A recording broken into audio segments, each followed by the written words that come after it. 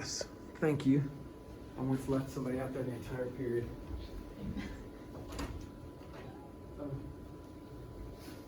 All right, so today I have thrown a lot of factoring stuff at you, right? And a lot of what I've thrown at you, you guys weren't even here for. So you're watching a video, you're trying to figure it all out. I'm hoping that you have a really good feeling about the factoring at this point. It's not the first time you've seen a lot of it, but it is probably the first time you've seen some of it.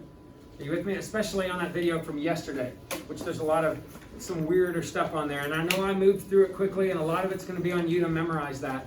But I will tell you this. All the weird, unusual factorings like x to the 8 minus x to the 8, you know, x to the 256 minus y to the 256, that kind of weird stuff doesn't show up a lot moving forward. Are y'all with me? So pre-calc calculus, it is normally the basic trinomial stuff, difference of squares, that kind of thing.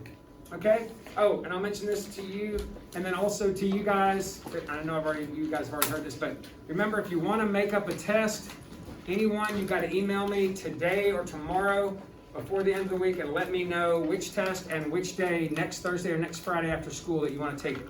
That's the only options I'm giving you. You would have to work that out with coaches or doing that if you have conflicts. All right, and that would be from like 3:15 to 4 or whatever, 3:10 to 4, that kind of time period. All right, so if you have one, and remember, you can only get up to an 80 on the second time around. So if you have a test below an 80 and you want to get boosted a little bit, it's up to you. But let me know. Okay, so what I want to do today is normally I put you in groups, but I'm not allowed to group you up anymore. And it's hard for you to kind of really compare stuff because I want to keep you distanced. So what we're going to do is I've just picked some problems. Now, if you have questions right now, that'd be even better. Give them to me, we'll pull them up in the book and we'll take a look. But if you don't, I was going to give you just a class day to practice more without throwing any more new junk on you. But if you have a question about anything, you ask it and we'll do it. If you don't have a question, I've got some pre-selected problems from today's assignment, and maybe a couple that aren't from today's, that I wanted to just kind of walk through with you to make sure you're in a good place. Y'all with me? So do y'all have any questions on anything you've done at this point that you want to visit? You feel really good about the factoring? And can I tell you this? If you haven't checked any of your work, then there's no possible way you can feel good unless you just enjoy the word I'm looking for. Ignorance is bliss, I guess, because you could have missed every question. And you're like, but I didn't check, so I feel good about it. Not a great strategy, okay? I mean, maybe if you're making A's on your test, it's probably fine. But if you're struggling anyway, really be checking and trying to figure out what you're missing. So anybody got one? If you don't, I'll just start doing what I have. It's kind of long, but can we do 47 from last night? Do you remember what it was? I do not. I just have it Okay. written down. Do you remember what page? It was 186. Number 47? Oh, that was long, yes. And I actually had one like that picked out. It was A.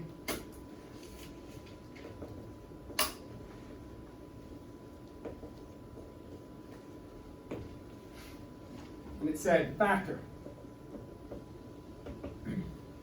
Now there's actually, believe it or not, a number of ways you can go about doing this. Now, factor does not mean simplify, does it? Because simplify means PEMDAS, and PEMDAS doesn't have an F for factor in it, okay?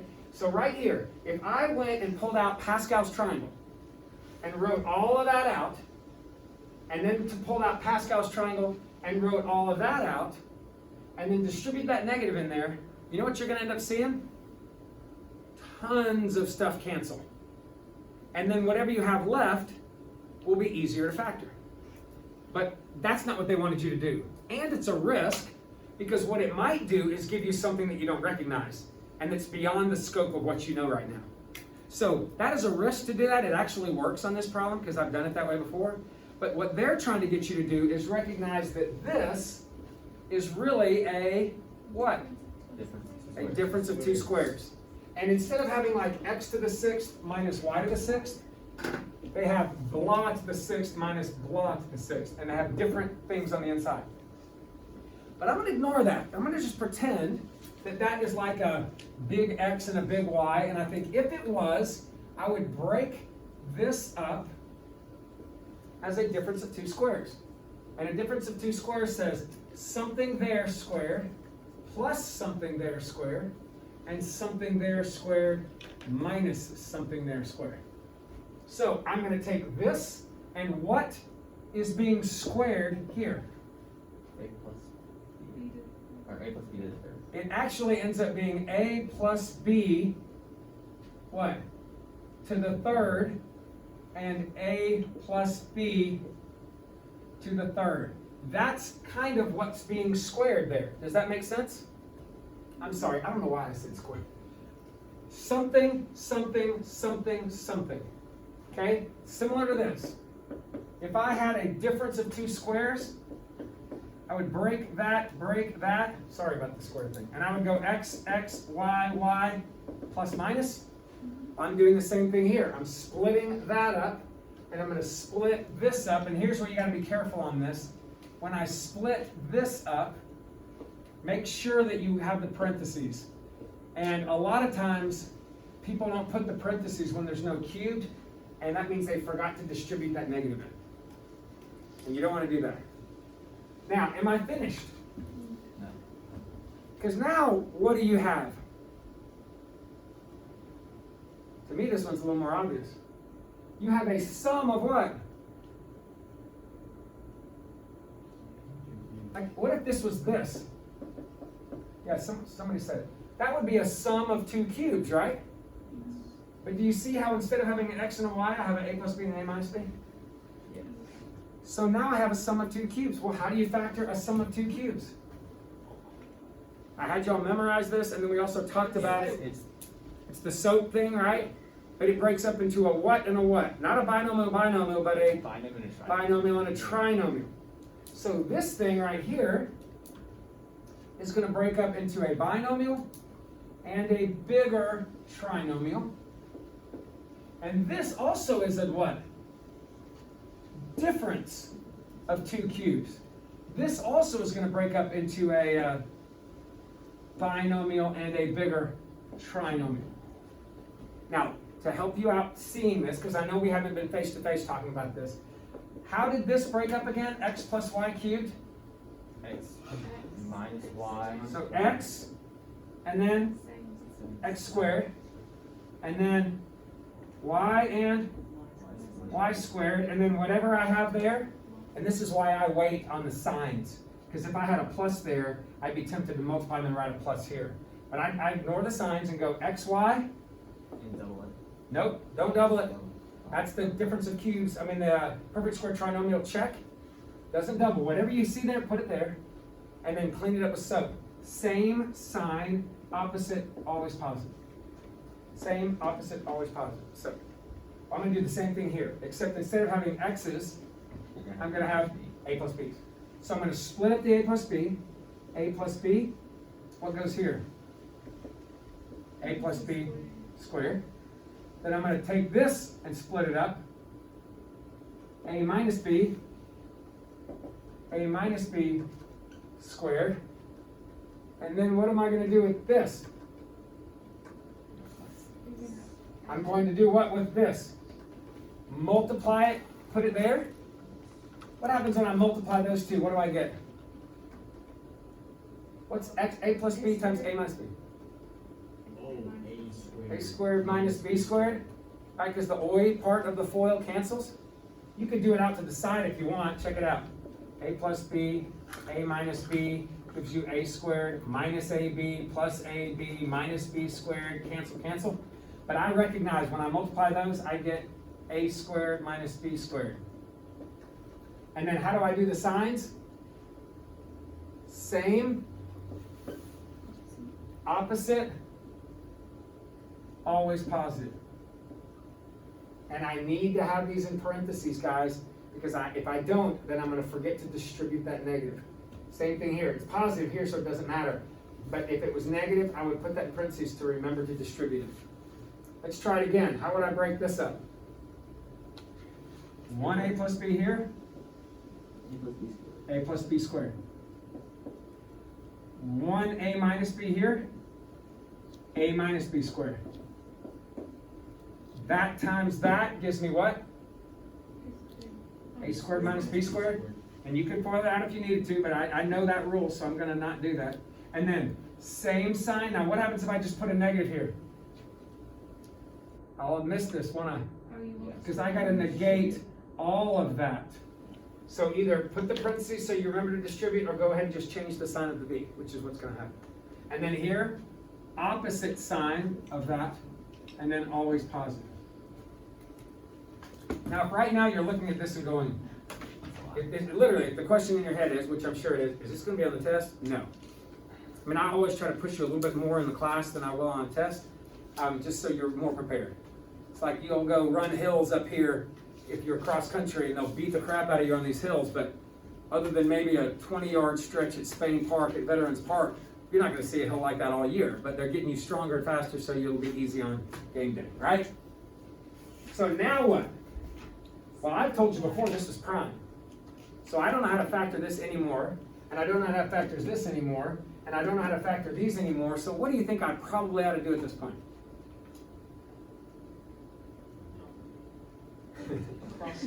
That would be easier, but try to clean it up a little bit, right? I mean, at this point, it's still a kind of a mess, so I'm going to clean it up as much as I can, cancel everything out that I can, and if at that point there's nothing else to do, great. So what can I do right here? The B's cancel out. B's cancel, and I get 2A. That works for me. And then, ooh, this is going to be a mess. Let me move this 2A over a little bit. How am I going to clean that up? Now, I know it says factor, and you're like, Mr. Hurd, you said factor does not mean simplify. You're right. I've got it factored pretty well, right? That times that times that times that. But I always want to clean everything up that I have. So at the end, you do want to clean up even your factors if possible. So what would I do to clean all this junk out? This is testing all your rules, right? How do you square a binomial? Rather than write it out twice and FOIL it. Square the first. That times 2. Square the last. Okay? What do I do here with that negative? Distribute it. Right? And then how do I square that thing? Square the first. That times 2 is negative 2AB. Square the last. Okay, what happens now? Oh man, look at all this. That cancels. That cancels. What do I have left? A squared plus 3, right? 3b squared, which is a cleaned up, nice version of this. Let's keep going. What about this? I'd have to distribute that a in, which gives me a plus b minus a plus b. And this time what cancels? The a's. So there's 2b. That's all that's left. And then here, if you're really on your game, take a guess at what you're going to end up with there. Instead of a squared plus 3b squared? A squared minus Do what? What was your guess? 3a squared. That's what I think it's going to be. I bet it's going to be 3a squared plus b squared, but I'm not going to take a chance on that. I'm going to clean it up. So real quickly again, a squared plus 2ab plus b squared, that's this. Nothing distributes here, so I'm going to bring that down. And then that right here is a squared minus 2ab plus b squared. The plus and minus cancels again, but this time what happens? One of the b's, or pair of the b's cancel, and I'm left with 1b squared and 3a squareds. And at this point, is there anything else I can do to clean it up? How about 4ab?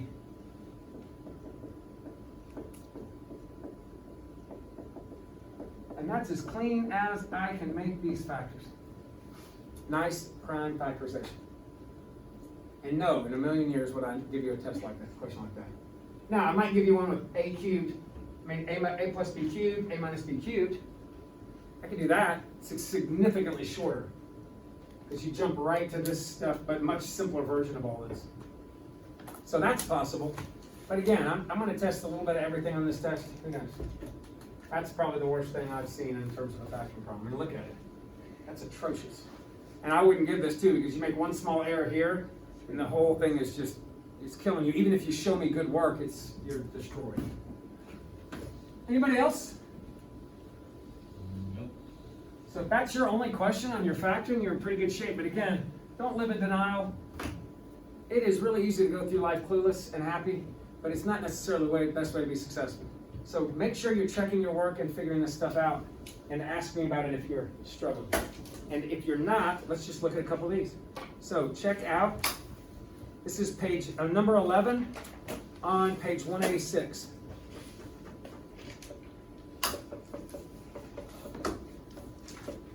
And this is in your, by the way, your work today is classwork. If you don't want to watch and listen to what I'm saying, then go ahead and pull out your work for today and just do it, because the homework and the classwork are synonymous.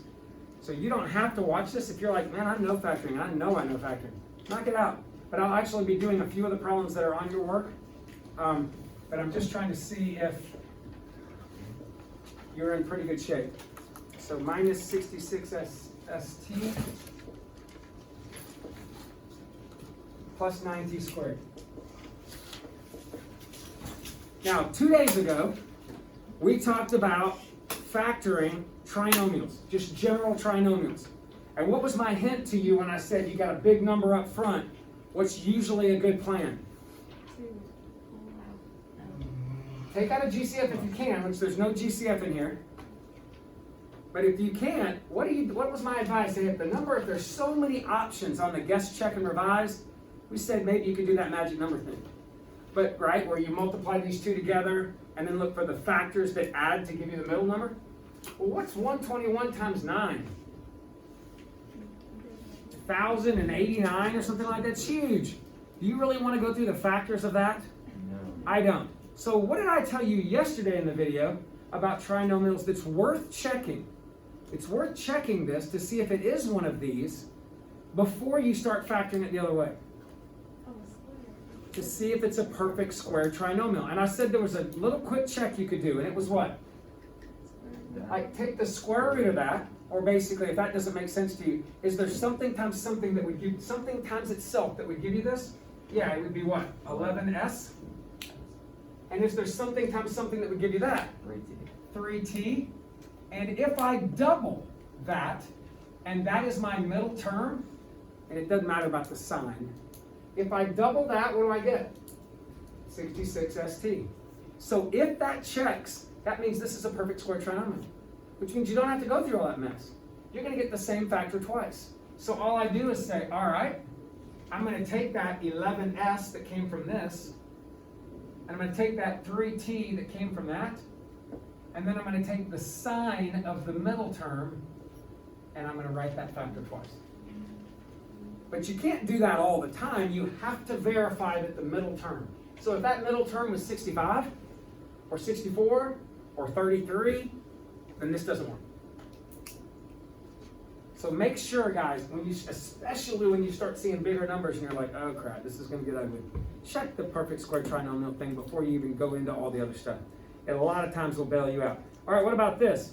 16 r to the 4th s. This is number 19.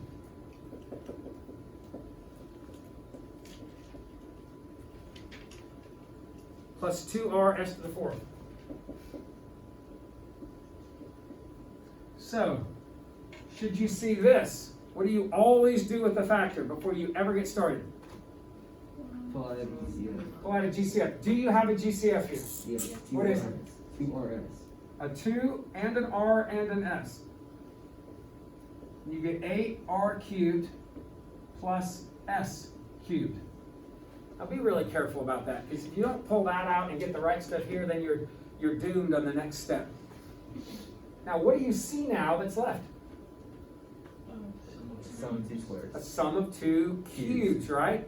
You got a 2r cubed, or 2 cubed r cubed, s cubed. And how do you factor a sum of 2 cubes? Binomial, trinomial. And what goes in this first spot? A 2 and an r. And what goes in the next one? A 2 squared r squared. So 4r squared. What goes in the end of the binomial? An s. What goes at the end of the trinomial? An s squared. And what goes in the middle of the trinomial? 2RS. Whatever you have right here and here multiplied together. That's just our rule. So 2RS. Not 2RS doubled, just 2RS. And then how do you allocate the signs? Same. Same, Opposite. opposite, Always positive. And how does the trinomial now factor? Does not. It doesn't. Now I know it's tempting to look at that and go, wait, it's a perfect square trinomial. Look, square root of that, 2r. Square root of that, s. Look, it matches or whatever. But remember, you have to what? Multiply by 2. Double it and then match. Guys, this is going to be prime. So just know that. Don't bother trying to break it up anymore.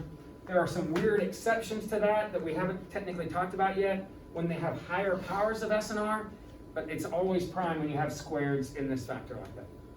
So you're done. But what if I circle this right here? What am I going to do? You forgot to bring down the 2 RS. Forgot to bring down the 2RS, which you've left out 3 factors as part of your factorial. So make sure you include the 2R and the S in that. All right, look at 29. This is also some things we talked about yesterday. Again, this is page 186. 29 says x squared minus 6x plus 9 minus 4y squared. And they were very kind to you on this one because it's nice and in order.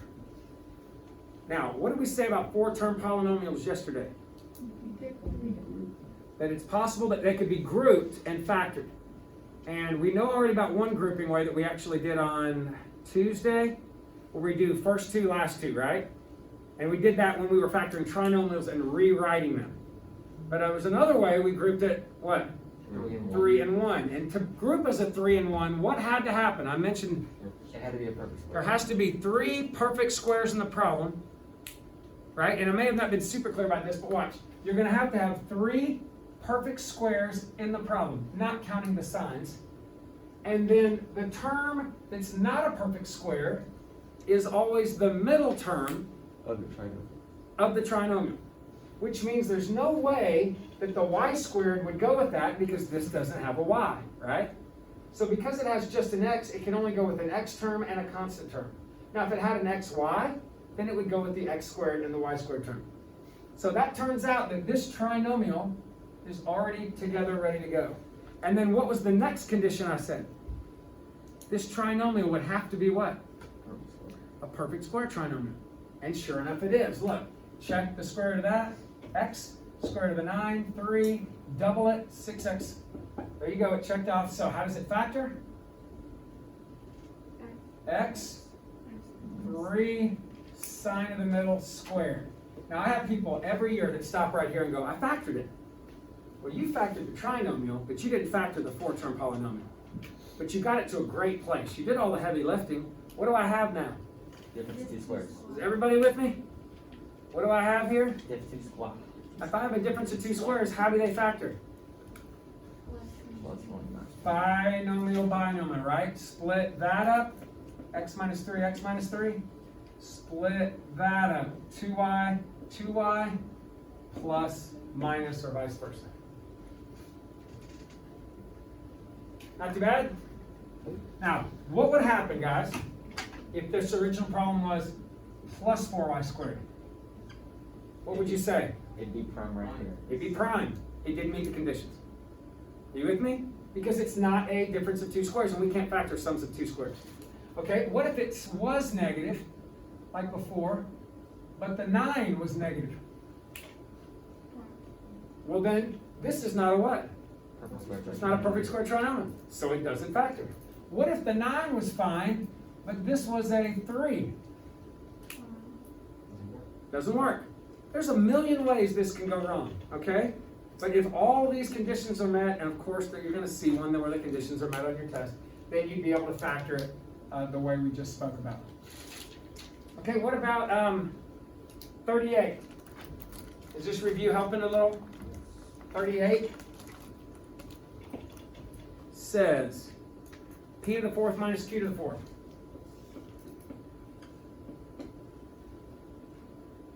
What do you see here? Diffuse squad. So, break it up, right? P squared, break that up. Q squared, then what? Plus minus. Plus, minus. Are we finished? No. Are we finished with this part? Yes. Yes, we can't factor a sum of those. At least not with what we know now. How do I factor that again? Yeah, another one. P, Q, Q plus minus. When you finally get down to this, we're good. What about 40? No, we did 47. We're not going to do 46. 44. All right, go to 191 and look at 14. So this is page 191.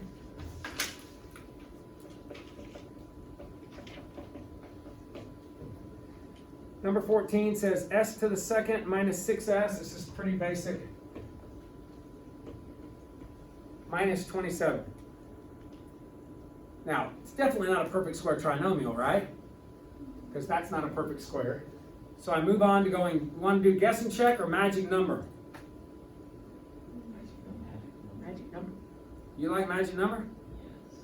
Okay, well, I will, but in a second. If it was me, since I don't have any options on the s Oh, squared, wait, that's true. I'm just going to break that up and go, all right, what do I know about negative 27? My factors would have to be what? 9 and 3. Positive and negative, Plus but either 9 and 3 or 1 and 27 and 1. Now I'm going to guess stupidly. If it was 27 and 1, that definitely meets the conditions of the F if I foiled or the L, but I would have to check the OI. What does the OI give me? 1S, 27S. Well, that is not 6S. No way. So it's not 27 and 1. What about 9 and 3? 3S and 9S. Is there any way for a 3S and a 9S to be a negative 6S? Yes. Yeah, if it was a negative 9S and a positive 3S. And that confirms negative 27 at the end as well. And if you did the magic number, you, I guess, would have to do this. It's going to be more tedious. Multiply the outer terms together. And then what factors give me that? And remember, the factors have to add to give me this. So if I'm going to end up negative, I'm guessing the biggest one's negative, smallest one's positive. Biggest one's negative, smallest one's positive. And then those are my only options, right? Can you think of any other things multiply to give me 27? Do any of these add to give me negative 6? That. So this didn't work. So I'm going to break this up into these two terms, drop these down, and I'm going to factor this like a what? 4-term polynomial that groups 2 and 2. So I can do it this way, but think of all the time I've just spent, right? So on the test, you got to consider time. I'm grouping it, putting a plus in the middle. Certainly don't group it and put a times. You just turned it into a multiplication problem. Put the plus, factor out an s, factor out a 3. These match, so factor out an s minus 9, and you're left with an s plus 3. Same thing I got before, but I spent an extra 3 or 4 minutes on it. If you're having to do this with every problem, you're probably not going to do super well moving forward because you're going to spend so much time on things. Again, I'm going to use this method if I have numbers in front of my s where it makes it where the options, there's so many options, it's tough to check. But guessing and checking is a pretty good option, guys. Checking the FOIL immediately without having to do all that. On problems where it starts with a 1 as a coefficient. All right, what about this?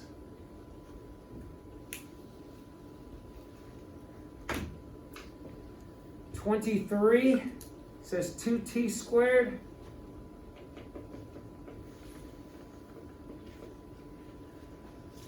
plus 5t.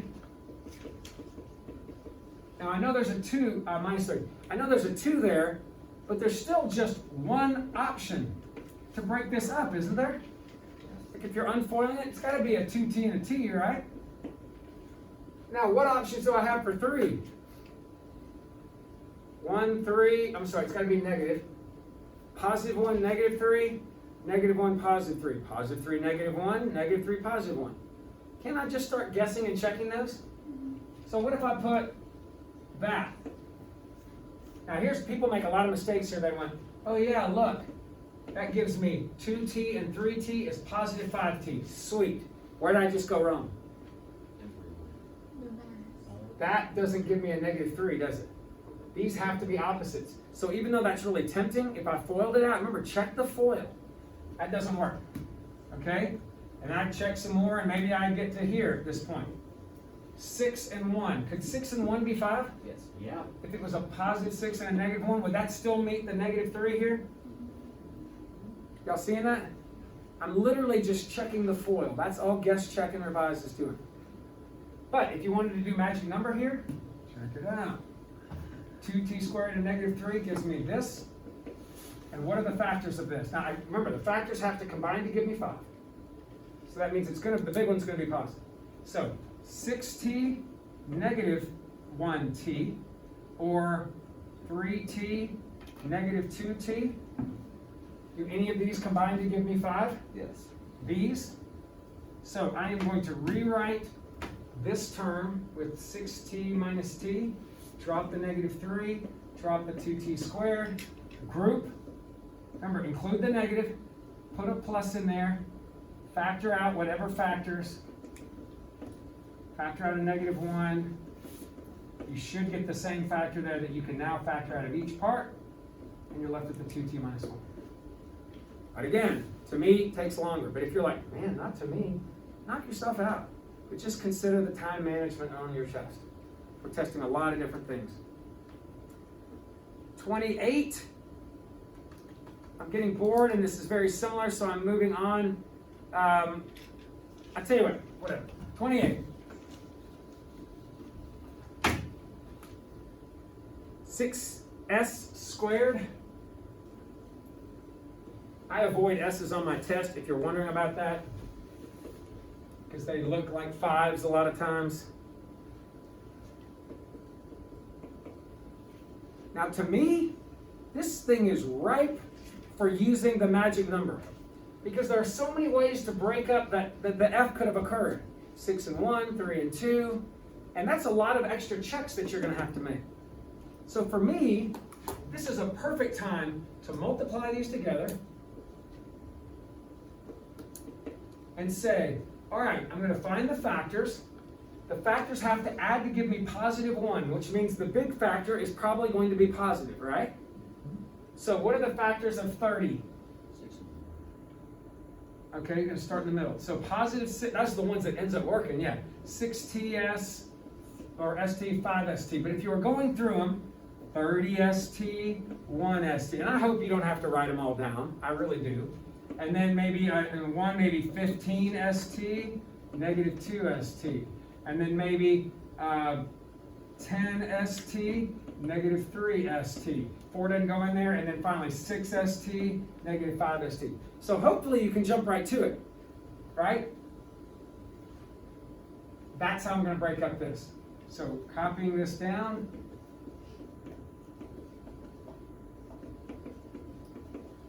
Group. Put in the plus, factor out a 6 and an s, factor out a negative 5 and a t, and look, you got a common s plus t like you knew you were going to have, and a 6x s minus 5t left over. A lot of writing, but in a case like this, it might save you the trouble, especially if you make careless errors, and the whole idea of checking every single combination would be rough to you. And I got one last one. This is number 37.